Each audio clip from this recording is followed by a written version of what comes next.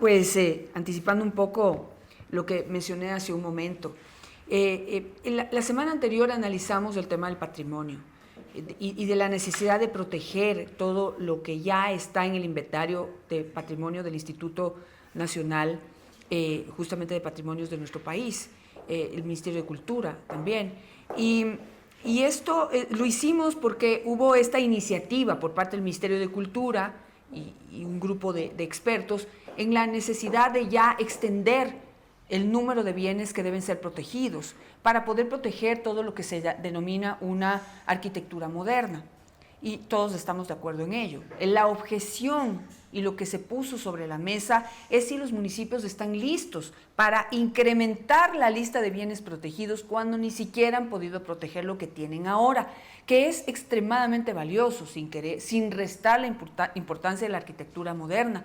Pero en el patrimonio antiguo no solamente no solamente está la necesidad de proteger esa belleza arquitectónica o esa historia que representa, esa memoria histórica que representa ese bien, sino que ahí hay una información que nos puede servir ahora no solamente para entender de dónde venimos y quiénes somos, sino para poder pues plantearnos nuevas formas de sobrevivir ante el cambio climático o ante las amenazas que hay de una hambruna a nivel internacional, a nivel mundial, o la crisis energética que tenemos en este momento.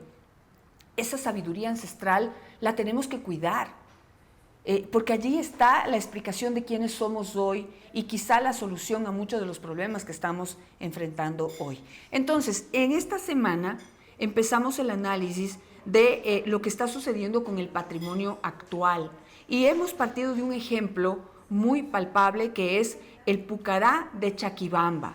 ¿Qué es esto del Pucará de Chaquibamba? Y no sé si me pueden ayudar con imágenes, por favor, en producción. Es esto que ven ustedes ahí, esta montañita tan perfecta, tan redondita, es una montañita, por decirlo así, que fue, no es natural, fue fabricada, fue construida por nuestros ancestros, las poblaciones que vivieron allí y que edificaron allí. Esto no es solo una montaña, esto es un centro astronómico que tiene conexión con muchas otras construcciones que hoy son patrimonio y que también se están destruyendo. Allí lo que ustedes ven, ese tesoro que tenemos aquí muy cerca de Quito, en Guayabamba, miren lo que han hecho encima, una cancha de fútbol, casas, vías, es decir, la modernidad y la necesidad de seguir creciendo y buscar una alternativa económica ha estado sobre la conciencia y la necesidad de proteger esta zona. Con todo ese contexto, quisiera darle la bienvenida a mi siguiente invitado. Y yo tengo mala memoria, por favor les pido un segundo, aquí lo tengo, Juan Hijo. Él es arqueólogo y tiene mucho conocimiento de qué implica, qué significa esto que tenemos allí que se está destruyendo. Juan, buenos días, bienvenido. Buenos días, muchísimas gracias por este espacio. No siempre tenemos la oportunidad de hablar de arqueología en medios de comunicación, así que para mí es fundamental que se abra este espacio de diálogo, de educación, sobre todo. Así es. Bueno, cuéntanos en corto, en resumen, en fácil, ¿qué es lo que significa, qué es lo que hay allí escondido en el Pucará de Chaquibamba, que hoy se está destruyendo y por qué les preocupa tanto que la modernidad esté como arrasando con todo eso que tenemos, con ese tesoro escondido allí? Bueno, primero para educar siempre a la ciudadanía tenemos que establecer varios datos generales. El Ecuador tiene 10.000 sitios arqueológicos registrados en el Sistema de Información del Patrimonio Cultural, del CIPSE.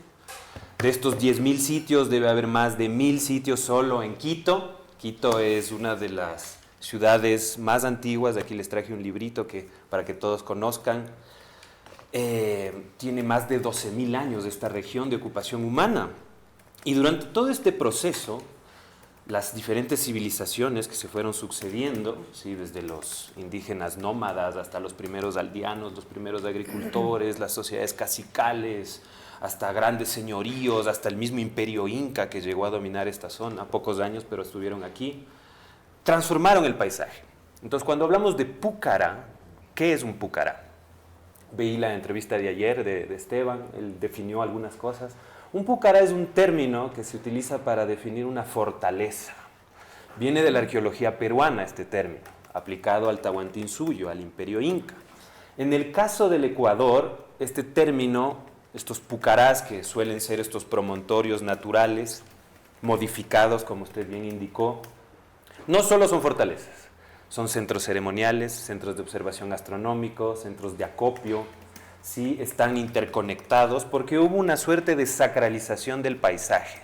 Cuando me refiero a la sacralización del paisaje, es decir, que estos pueblos vieron en las montañas, en los ríos, en los valles, espíritus con los que conectaban, ¿sí? Con los que sentían que tenían que cuidar. Y eso es algo que todavía nosotros tenemos que entender, porque ¿qué estamos haciendo con nuestros ríos? O con nuestras montañas. Miren que nuestros nevados se están quedando sin nieve, nuestros ríos están sucios con contaminación, nuestros valles ya no son productivos, tenemos sequías, estiajes. Y no es el resultado de un evento natural, es el resultado del impacto del ser humano en el ecosistema. Entonces, cuando estudiamos este tipo de manifestaciones del pasado, no solo estudiamos cuestiones antiguas, estudiamos el ejercicio del ser humano de vivir casi en simbiosis con la naturaleza. Entonces, estos pucarás o estos promontorios, en el caso específico de Chaquibamba, es lamentable porque estamos viendo no solo un avance de la modernidad, no es solo modernidad, pensemos en la ciudad de Roma, en la ciudad de París, son ciudades que tienen debajo de sus calzadas 2.000, 3.000 años de historia y no vemos que estén destruyendo. Ellos tienen líneas de metro, tienen estadios y conviven con la arqueología. Por ejemplo, en el Perú es impresionante, en el Cusco o en ciudades como Arequipa, tú tienes la casa del siglo XXI, la casa colonial del siglo XVII y tienes los andenes incas, en convivencia, en armonía. Entonces, obviamente, como arqueólogos no nos oponemos al progreso de ninguna manera. Si tiene que haber agua potable, tendidos eléctricos, vías, tendrá que haberlas, pero diseñemos. En conjunto, es como cuidar un bosque, es como cuidar el manglar. No vamos a poner un muelle petrolero en un manglar. Lo mismo con la arqueología. ¿Qué hay en el pucará de Chaquibamba? Bueno, ¿qué era eso antes? Los pucarás, en este caso, como te digo, responden a promontorios que tenían oficios normalmente ceremoniales, son templos de adoración a los astros, al sol, a la luna. Pero durante la fase de invasión inca, estos sitios fueron ocupados y fueron transformados, tuvieron una función militar. El norte de Quito tiene más de 2 decenas, casi 3 decenas de pucarás, que responden a la época de guerra entre los incas que subían desde el sur y los caranquis que resistían desde el norte. Bueno, y todos los demás pueblos relacionados. Fueron casi 20 años de guerra. Entonces, en este episodio se construyeron estas fortalezas sobre los sitios anteriores, porque claro, el conquistador, ¿qué hace? Construye templo sobre templo, como hicieron los españoles, iglesias sobre los templos. Entonces, estos pucarás, y en específico Chaquibamba, revisten de esas conexiones. Y obviamente, ¿qué se encuentran ahí? Tumbas, ¿no es cierto? Los vestigios del paso de estas civilizaciones, tanto las preincaicas como las incaicas, y además conocimientos arquitectónicos interesantísimos. Además son espacios, como decía Esteban, donde se pueden medir los calendarios. ¿Nosotros cómo medimos el tiempo? Porque tenemos un celular, porque tenemos un reloj. Pero antes de eso necesitabas ver el horizonte. ¿Y cómo se llama nuestro país? Ecuador. ¿Cuál es nuestra identidad profunda? El entender que estamos en la mitad del mundo. ¿Cómo se entiende que estamos en la mitad del mundo? Viendo el horizonte, el sol, donde nace, donde muere. Entonces, si hay algo que tiene de ecuatoriano, son estos relojes monumentales llamados pucarás, o templos, o centros ceremoniales, como le quieran llamar. Esta es la identidad profunda del Ecuador. Los geodésicos franceses, es más, siglo XVII, ¿no es cierto? Siglo XVIII, cuando vinieron, también se sirvieron de estos lugares para hacer sus mediciones. Perfecto. He tomado mucha nota porque estoy aprendiendo junto a ustedes para poder usar lo que he mejorado, que es comunicar, para que la gente tome conciencia de lo que está ocurriendo.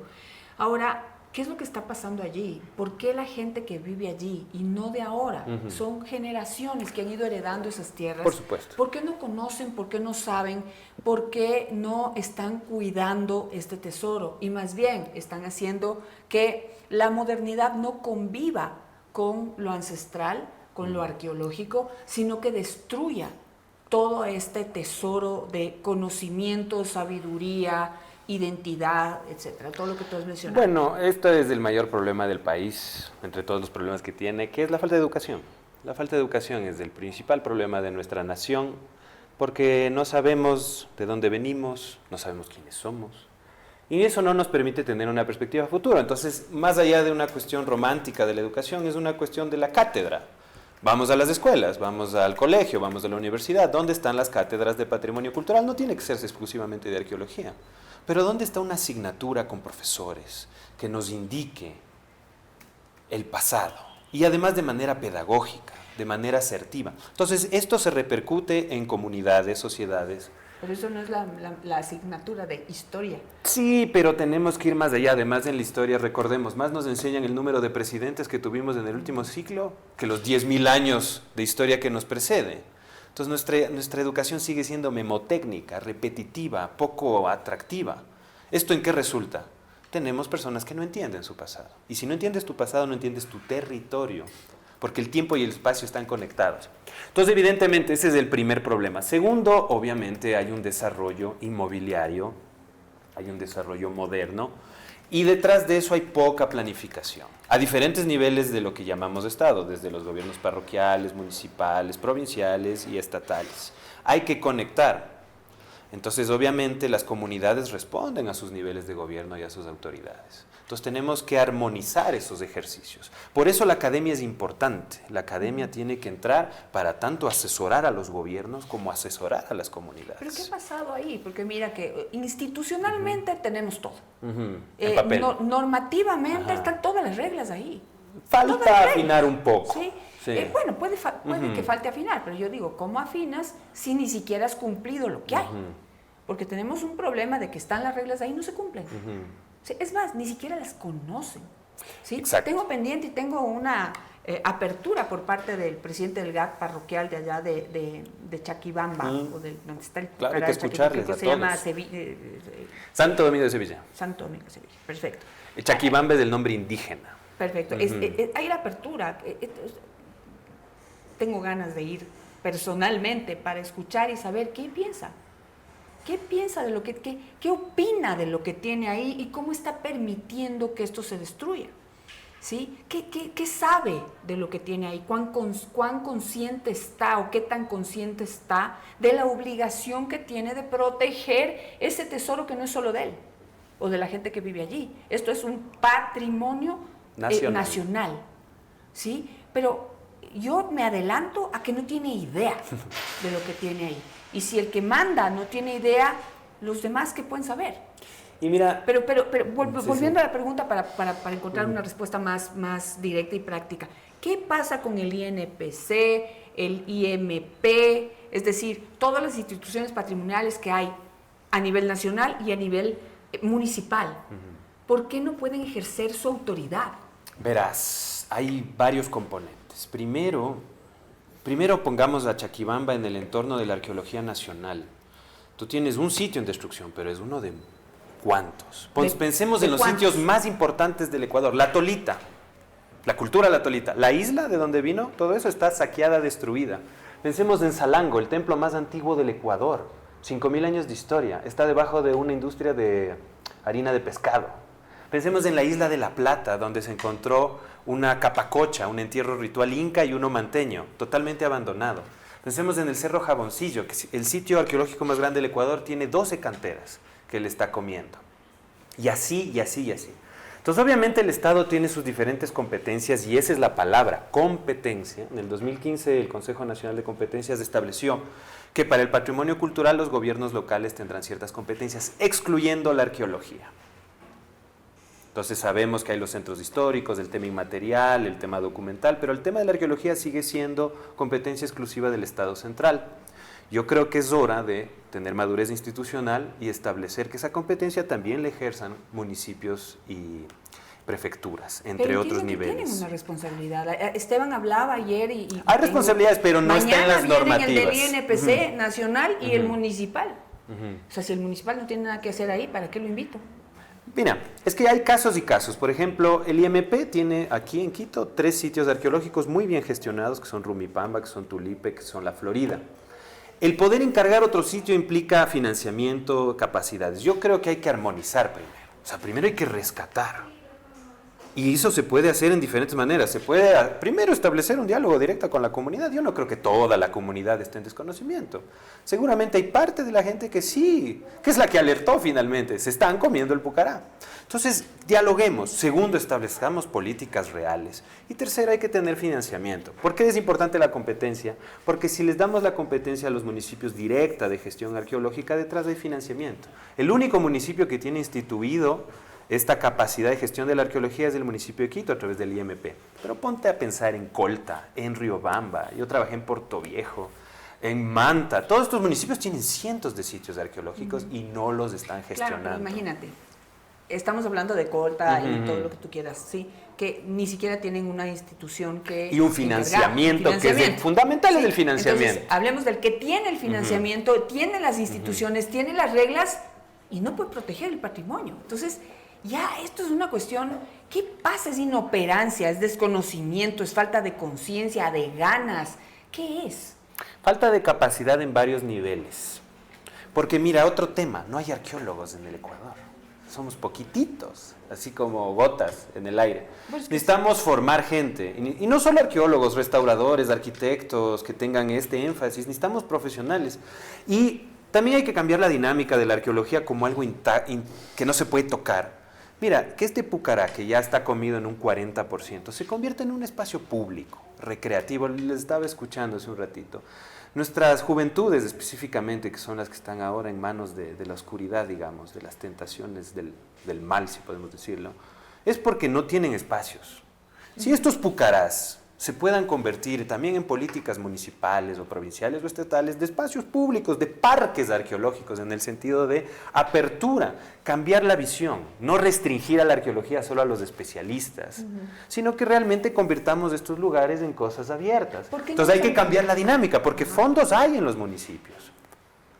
Yo cuando trabajaba en el municipio de Portoviejo, más dinero sirve en el comité de fiestas que realmente en proteger el sitio arqueológico más grande que tienen a la espalda. Porque mira que tienen un concepto del turismo. Porque el concepto es tan erróneo. El concepto del turismo. Entonces, ¿y cómo está nuestro turismo ahora? No hay. No hay. Sí, porque no sabemos qué vender. Mira que voy a poner un ejemplo. Y estas cosas son atractivos directos. Se necesita tanto espacio para contar cosas y ahora todo es tan en chiquito que me desespera, ¿no? Pero yo tengo mi hermano que vive en Estados Unidos y todos los años hemos ido a pasar con ellos las vacaciones. Es nuestro espacio de encuentro familiar. He conocido muchos sitios en Estados Unidos, muchos sitios. Y la verdad es increíble que cuando se tiene ganas, ¿sí? Cuando se tiene conciencia y sobre todo cuando se enlaza todo eso a la necesidad, se sacan unos lugares turísticos y proyectos de la nada. Así es. Entonces, fuimos por Texas, que es en donde vive mi hermano, y camino no me acuerdo si era de San Antonio a Dallas o de Houston a San Antonio, no me acuerdo.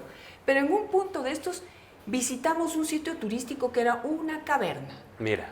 Una cueva con estalactitas, nada más. Pero hermoso. Pero nada más que ver, sino entrar, se hizo un túnel iluminado, espectacular. Mis hijos se divirtieron un montón viendo todo además este peligro, ¿no? De todas estas estacas apuntándote y un recorrido que dura, ¿qué? 20 minutos, y por eso uno paga. Y uno atraviesa, y uno tiene fotografías espectaculares, porque hay sitios además donde uno se puede tomar unas fotos muy bonitas, y un gran recuerdo de una experiencia turística, familiar, diferente. ¿Cuántos sitios tenemos aquí con muchísimo más valor, sin restarle el valor a lo que acabo de escribir? Pero aquí hay tanto que ver, tanto que compartir, y nos damos el lujo de destruirlo. Pero también, Juan, es que a nadie se le ocurre unir gente. Son los arqueólogos, con los empresarios turísticos, con los inversionistas, con los GATS, para convertir eso en un gran proyecto turístico del que pueda vivir toda la comunidad. Y ahí le tomo la palabra. Los Estados Unidos tienen un muy buen ejemplo de musealización. Es decir, ellos musealizan cualquier cosa. Solo pensemos en Disneylandia. De la nada, un dibujo animado, crean un mundo, ¿sí? De algo intangible. Musealizan sitios prehistóricos, musealizan hasta ideas bíblicas. Tienen una arca de Noé tamaño real. Lo están haciendo. Que estemos de acuerdo o no, eso no es la competencia. ¿Por qué nosotros teniendo cosas reales, tangibles, profundas, vivas? Porque nosotros tenemos sociedades indígenas aquí, en este país. No tenemos que excavarlas para encontrarlas. Todavía podemos compartir con shuars, con sáchilas, con saraguros, con otavaleños, una relación que ellos la siguen viviendo 5.000 años. Y en efecto, si bien el Estado tiene sus competencias, capacidades, yo creo que sí hay un ejercicio de los privados. Sí hay un ejercicio. Cualquier empresario consciente, educado, culto, se puede meter a invertir en un sitio arqueológico. ¿Por qué no? Obviamente con el cuidado del caso. Y convertirle en un espacio de desarrollo. Tendrá siempre las reglas del juego, no destruir, no saquear, no fraccionarlo. Eso el Estado establece. Pero ¿por qué no empezar a tener realmente como un espacio de inversión la arqueología? Es que, y además es un proyecto, ¿no? Y eso se ve en varios países. Porque este Pucará de Chaquibamba, y corrígeme si me equivoco, de lo que hablábamos ayer con Esteban, tiene conexión con otros sitios de los 1.000 que hay alrededor de Quito, pero en esta área, digamos, están varios sitios, ¿cómo se diría eso? Como interconectados por distintas razones. Sobre todo paisajísticas. Pero, no sé, astronómica, se me acaba de decir, perdón, no tenía la palabra en la punta de la lengua, pero astronómicamente conectados. Y para contar esa historia, podrías desarrollar un proyecto turístico que implique un recorrido. Un recorrido para poder de varios días. Conocer, entender, asimilar y además disfrutar de todos estos tesoros arqueológicos que tienen tanta información que, más allá de que sea divertido e interesante, puede ser tan útil conocer. Pero no se les ocurre, Juan, ¿por qué? Y yo digo, no son ustedes los responsables, pero quienes están conscientes de lo que implica este tesoro que tenemos, ¿por qué no se han conectado? Alguien tiene que dar el primer paso. Por supuesto. Sí, conectarse con uno, con otro y decir, hagamos algo. Es interesante porque quienes están dando estos pasos son los activistas, en muchos casos. Es decir, sí está en la conciencia de la gente.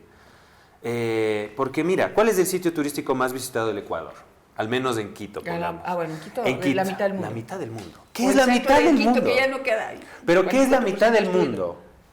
¿Qué es? Es esta relación con el cielo y la tierra, donde definimos una línea imaginaria.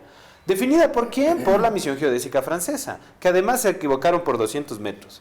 En el caso, por ejemplo, cerquita a la mitad del mundo tú tienes el disco lítico de Catequilla o tienes el Pucará de Rumicucho, que es parte de este sistema, que tienen relación directa con esta línea imaginaria, tal vez bajo otra concepción, menos geodésica y más ancestral.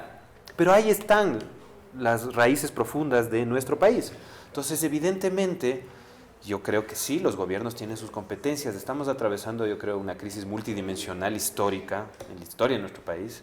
Pero es hora donde también la ciudadanía, mira, puede generar. Y la empresa privada, una empresa consciente, relacionada bien con la comunidad. Nunca podemos dejar afuera a las comunidades. No podemos decir, es que ellos no viven ahí. Tiene que ser integrado. Tiene que integrarse.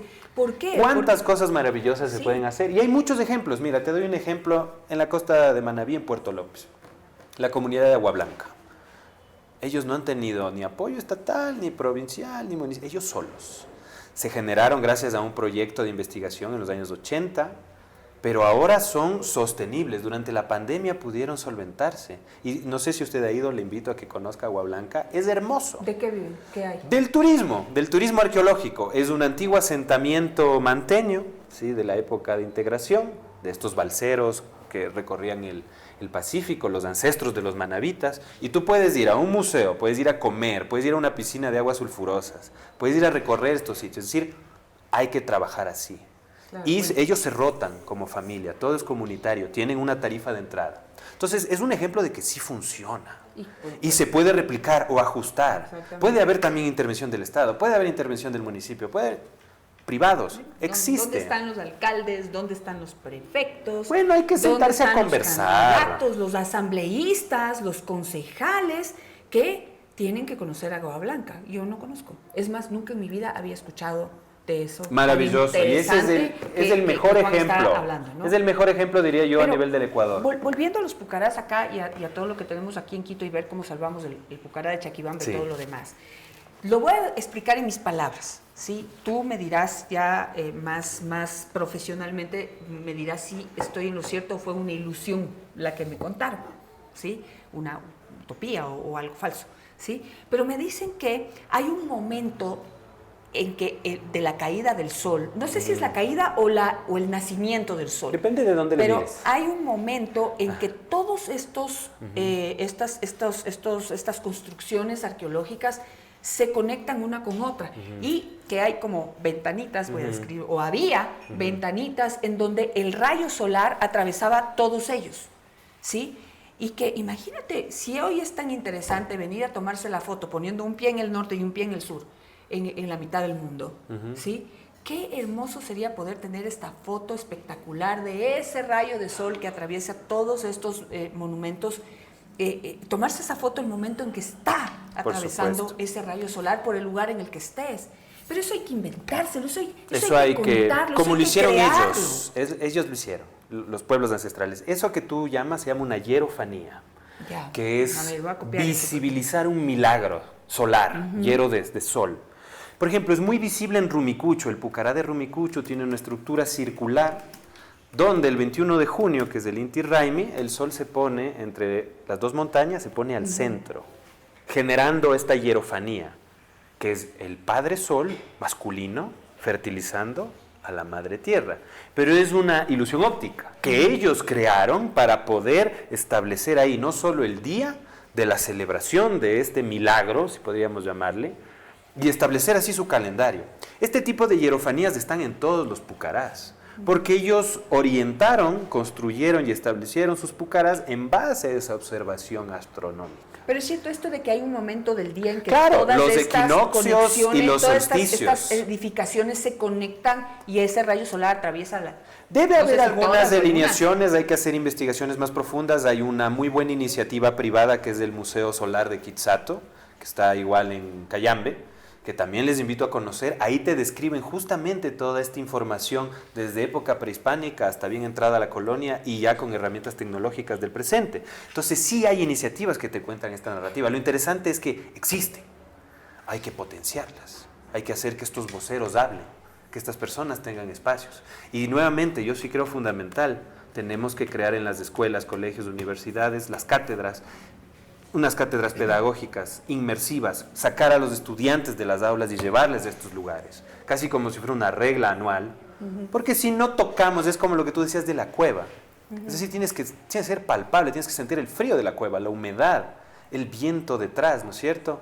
Lo mismo sucede en estos lugares, no solamente es verle en fotos, tienes que estar ahí.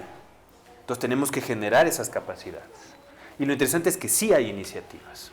Ahora, esto tenemos que llevarlo a los siguientes niveles y que sea política de Estado, que ya es, hay que complementarla, fortalecerla, por supuesto que sí.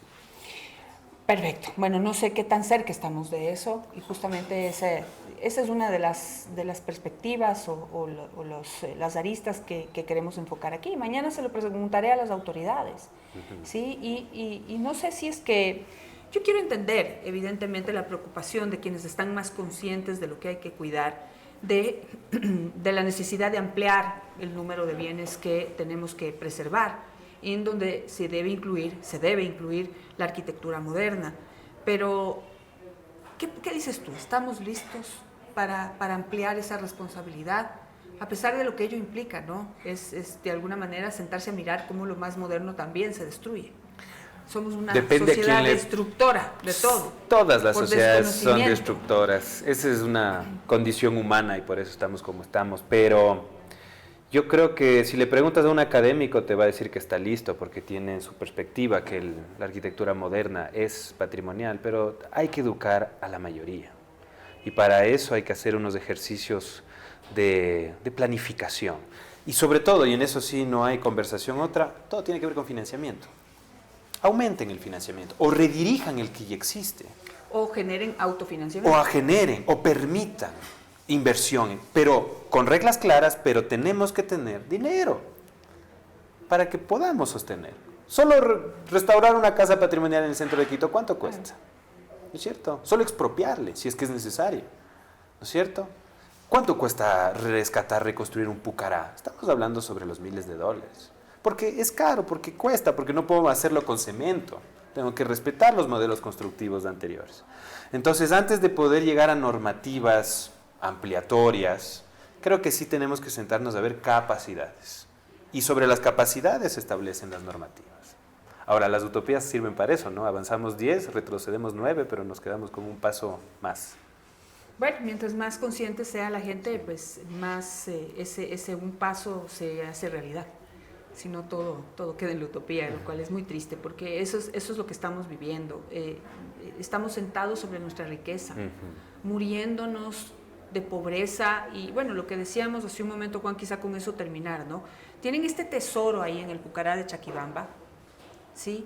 Y la comunidad de, ¿cómo se llamaba la comunidad? Santo Domingo de Sevilla. Santo Domingo de Sevilla se ahoga en el alcohol, ¿sí? Y es parte de todo este cáncer que atraviesa toda la ruralidad ecuatoriana y quizá también las ciudades, muchas ciudades, en donde nos morimos de aburrimiento. No hay nada que hacer, ¿sí? Y tienen ahí este tesoro, se ahogan en el alcohol, podrían hacer, a alguien debería ocurrírsele la posibilidad de desarrollar y presentar un proyecto de rescate del Pucará alrededor de el turismo, el conocimiento y la historia, la conciencia, la identidad. No sé, hay tantas caras que se le puede poner a eso y toda esta comunidad podría educarse y prepararse para vivir, de cuidar ese tesoro, convertirlo en un verdadero proyecto turístico, ojalá conectado con todo lo demás, hacer un recorrido que sea maravilloso, una razón más para venir a Quito. Tenemos mucho más que el centro de Quito, mucho más que la mitad del mundo, porque somos mucho más, pero ni siquiera nosotros lo sabemos, no estamos conscientes. Tenemos que hacer una reingeniería social para poder enamorarnos de nosotros mismos. Una limpia. Sí, seguimos viéndonos afuera y soñando con ir a las calles de Nueva York. ¿A qué? Cuando tenemos aquí mucho que hacer, pero no lo vemos, somos ciegos, estamos sentados sobre la riqueza.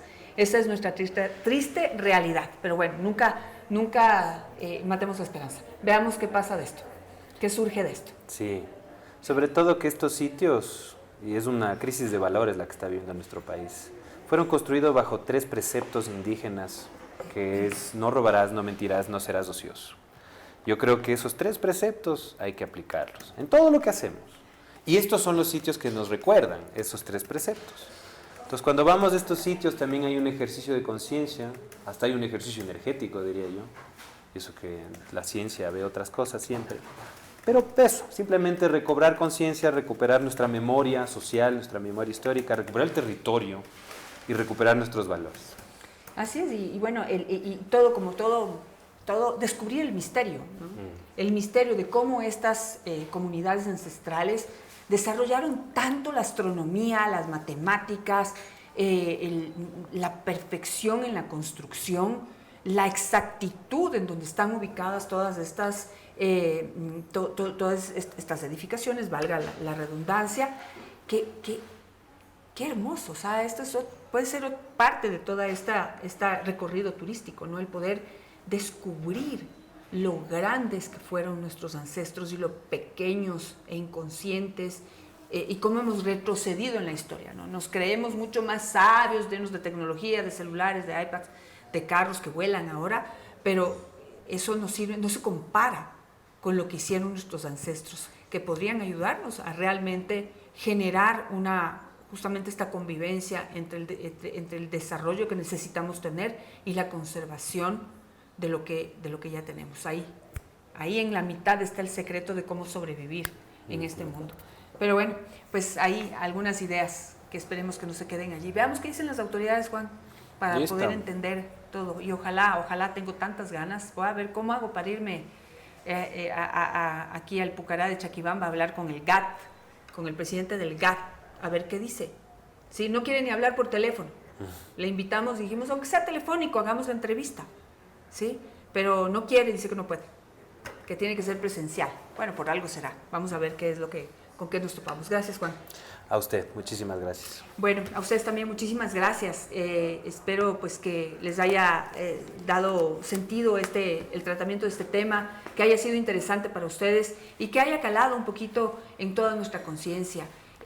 Todo esto, finalmente estas cosas se logran, se transforman, se protegen, toman otro sentido cuando la comunidad se entera, sabe, toma conciencia de lo que tenemos y estamos destruyendo, y que puede convertirse en un gran puntal turístico, económico, alternativa para tanta gente que está ahora sin empleo y que busca qué hacer. Tantos jóvenes que buscan qué estudiar.